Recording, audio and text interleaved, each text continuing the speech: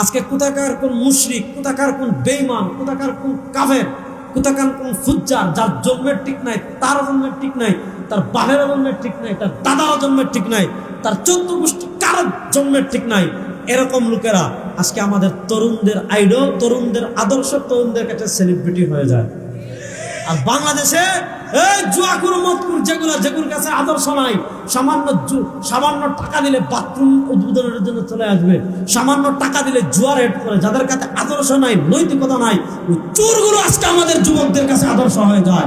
অথচ চোরেরা, মদখোরেরা, জুয়াখোরেরা আমাদের যুবকদের আইডল হতে পারে না। আমাদের যুবকদের আইডল হবেন বিশ্বনবী মুহাম্মদুর রাসূলুল্লাহ সাল্লাল্লাহু আলাইহি ওয়াসাল্লাম। আমাদের যুবকদের আইডল হবেন সিদ্দিক আকবর, ওমর ইবনুল খাত্তাব, ওসমান গনি, সাহাবায়ে কেরাম হবেন আদর্শ। কোন চোর ডাকাত আমাদের যুবকদের আদর্শ হতে পারে না। যারা খেলে এরা অসভ্য, যেথায় দেখতে যায়ও তো অসভ্য।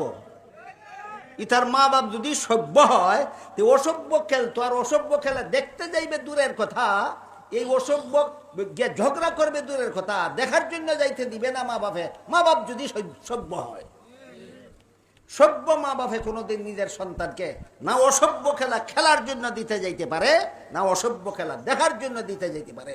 সুতরাং সন্তানেরা ফুটবল খেলা দেখতে গিয়ে ঝগড়া করে কেন? মা বাপ নিজেই এখনো সভ্যতা শিখছে না। অসভ্য খেলা দেখবার লাগিও অনুমতি দেয়, অসভ্য খেলবার লাগিও অনুমতি দেয়। আল্লাহ আপনাদের আমাদের সবাইকে সভ্যতা, ইসলামী সভ্যতা শিকার বুঝার তৌফিক দান করুন, আমিন। একটা ছেলেকে বলতে বলেন, এখানে আইসা দাঁড়াই আব্বা, তোমরা একটা ছেলে আইসা বলো যে ব্রাজিল আর্জেন্টিনার খেলোয়াড়ের সাথে আমাদের ধর্মীয় সম্পর্ক কি? যদি ধর্মীয় কোনো সম্পর্ক না থাকে তো আমাদের রাষ্ট্রীয় সম্পর্ক কি? বাংলাদেশের অর্থনীতি, সামাজিক, বাংলাদেশের উন্নতি, প্রগতি, আধুনিকতার জন্য শুধু মাতৃভূমির মায়াও যদি থাকে, একটা নাফরমান বল এটা এখানে দাঁড়ায়া আর্জেন্টিনার ব্রাজিলের খেলোয়াড়ের সাথে আমাদের বাংলাদেশের উন্নতির কি সম্পর্ক বল? ইসলাম তো আছে নাই, রাষ্ট্রের বলেন, রাষ্ট্রের বলতে বলেন, এ দেশের উন্নয়নে কথা বলেন না, আমাদের সাথে ওদের কি কি লেনদেন বলেন আঙ্কেল, বলো না আব্বা। হ্যাঁ, একটা কথার বুঝায় কও যে একটা যুক্তি তো থাকবে। হুজুর, এই ফুটবল বিশ্বকাপে যদি আমরা ব্রাজিল এবং আর্জেন্টিনার পক্ষে ব্যাপক লাফাইতে পারি, বিনিময়ে ওই দেশের লোকেরা যদি আমাদের প্রতি সন্তুষ্ট হয়, তাহলে আমাদের দেশের রেমিটেন্স বেড়ে যাবে, আমাদের দেশের তেল বেড়ে যাবে, আমাদের দেশের উন্নতি বেড়ে যাবে। একটা কিছু তো হবে, সেটা কি বলো না আব্বা, বলো। আমারে বলেন, মেসি বলেন, নেইমার বলেন, আরো যাদের প্রেমে আপনারা পাগল মাতোয়ারা হয়ে আছেন, এরা মুসলমান না কাফের? আর জবাব দেন না কেন, মুসলমান না কাফের?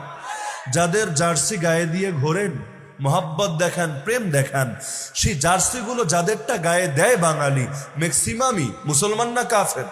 কাফের। যাদের পতাকা টানান বাড়িতে, যে বাড়িতে কালেমার পতাকা টানাবেন না, পাছে না লোকে জঙ্গি বলে, কিন্তু আর এক দেশের পতাকা টানাবেন, যদিও আইনত বেআইন, এটা কিন্তু ইলিগাল, আইনত অনুমোদিত না। এক স্বাধীন সার্বভৌম দেশে আর এক দেশের পতাকা টানাবেন বড় করে, অনুমতি নাই, তারপরও টানানো হচ্ছে, সারা দেশেই চলছে। তো এই যে কাফের দেশের পতাকা টানাচ্ছেন, আমারে বলেন তো, এই যে জার্সি পরলেন, এই যে পতাকা টানালেন, এই যে মহব্বত প্রকাশ করলেন, এই যে বিভিন্ন ফেসবুক পোস্ট করলেন, এর দ্বারা কি শ্রদ্ধা প্রকাশ পায় না? ভালোবাসা প্রকাশ পায় না? কার প্রতি? মুমিনের প্রতি না কাফেরের প্রতি? আমাকে এমন জাস্ট একটা দলিল দেখান, যেই দলিল দ্বারা প্রমাণ করতে পারবেন কোন কাফেরের প্রতি শ্রদ্ধা প্রকাশ করা, কোন কাফেরকে ভালোবাসা মুসলমানের জন্য জায়েজ, মাত্র একটা দলিল দেখান। খেলার বিধান কি, দেখার বিধান কি বাদ দেন পরে, আমারে শুধু এতটুকু বুঝান, এটা একটা আদর্শের পতন না? আল্লাহর জন্য ভালোবাসা, আল্লাহর জন্য ঘৃণা করার মানে কি? মেসিকে আল্লাহর জন্য ভালোবাসেন, রোনালদোকে আল্লাহর জন্য ভালোবাসেন, নেইমারকে আল্লাহর জন্য ভালোবাসেন, অথচ কেউ যদি ইমানের মজা পেতে চায়, পাক্কা মুমিন হতে চায়, নবী বলেছেন সে দুনিয়ায় কাউকে ভালোবাসলে একমাত্র আল্লাহর জন্য ভালোবাসবে।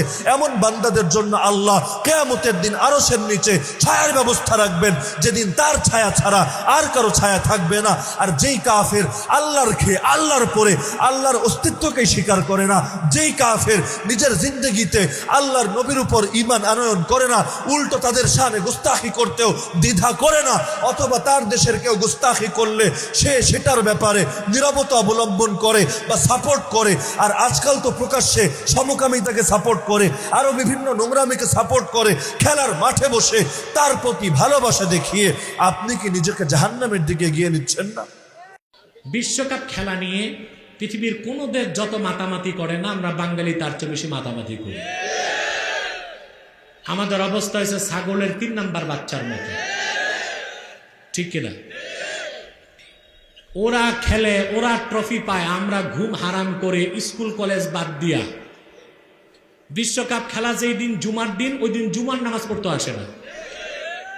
এই রকম খেলা দেখা হারাম, নাজায়েজ। 2, বাংলাদেশের পতাকা 16 ডিসেম্বরও উঠায় না, 26শে মার্চও উঠায় না, কিন্তু কাফের মুশরিকদের দেশের পতাকা টাঙ্গায় রাখে। এখন স্বাধীনতা গেল কই? এটা কি রাষ্ট্রবিরোধী কাজ নয়? স্বাধীনতা বিরোধী কাজ নয়? ইউরোপের আপনি ইউরোপের অনেক পতাকায় ক্রুশের চিহ্ন আছে। কিসের? যেমন সুইজারল্যান্ডের পতাকায় ক্রুশের চিহ্ন আছে। ক্রুশ হচ্ছে শিরকের প্রতীক। ক্রুশ আঁকা, অঙ্কন করা, ক্রুশ হাতে রাখা সব হারাম এবং শিরকের দিকে নিয়ে যায় মানুষকে। অথচ আপনারা ক্রুশের পতাকাটা টাঙ্গায় দিচ্ছেন। অমুসলিমদের পতাকা এইভাবে উত্তোলন করা, এটা হচ্ছে একটি মুসলিম রাষ্ট্রের অবমাননা, স্বাধীনতার অবমাননা, সার্বভৌমত্বের অবমাননা। এইরকম পতাকাগুলো তুলবেন না। মন চাইলে দেশের পতাকা টাঙ্গায় রেখেন। দুনিয়াতে আপনি বিশাল বড় পতাকা বানিয়েছেন, আপনার জীবনের অর্জন কি? আমার জীবনের অর্জন হলো আমি এত 100 ফিট বড় পতাকা তৈরি করেছি। আপনার জীবনের অর্জন কি? আমি পছন্দের দলের খেলোয়াড়ের পতাকা টাঙাতে গিয়ে দুনিয়া থেকে মরে গেছি, চলে গেছি। আর যে ব্যক্তি জগা খিচুড়ি বুঝেন?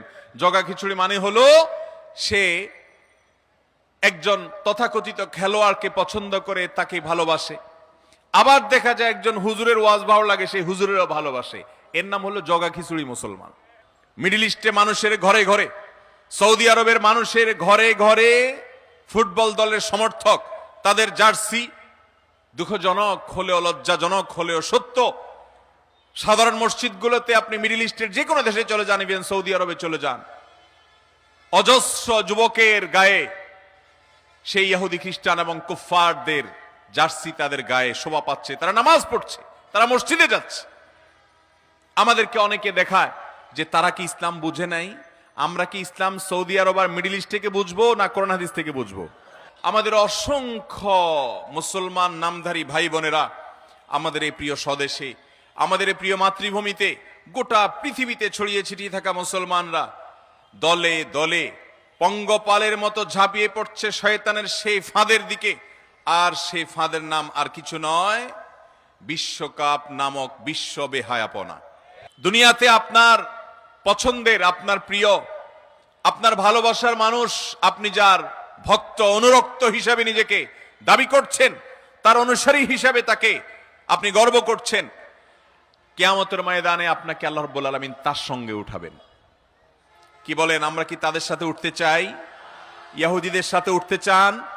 খ্রিস্টানদের সাথে উঠতে চান? আল্লাহদ্রোহীদের সাথে উঠতে চান? বেঈমানদের সাথে উঠতে চান? মুসলমানদের শত্রুদের সাথে উঠতে চান? মানবতার শত্রুদের সাথে উঠতে চান? মাদকের প্রচারকারীদের সাথে উঠতে চান? জেনা ব্যভিচারকারীদের সাথে উঠতে চান? পর্দাহীনতাকারীদের সাথে উঠতে চান? সতরোন্মুক্তকারীদের সাথে উঠতে চান? মুশরিক কাফিরদের সাথে উঠতে চান? মুসলমানের সন্তান, দুনিয়ার জীবন বরফের মতো গলে যাচ্ছে ভাই আমার, বরফের মতো গলে যাচ্ছে। আপনার যৌবন তারুণ্য হারিয়ে যাচ্ছে। আপনি এই যৌবনে যা খুশি তা করবেন, এটা একজন বেঈমান করতে পারে, মুসলমান করতে পারে না।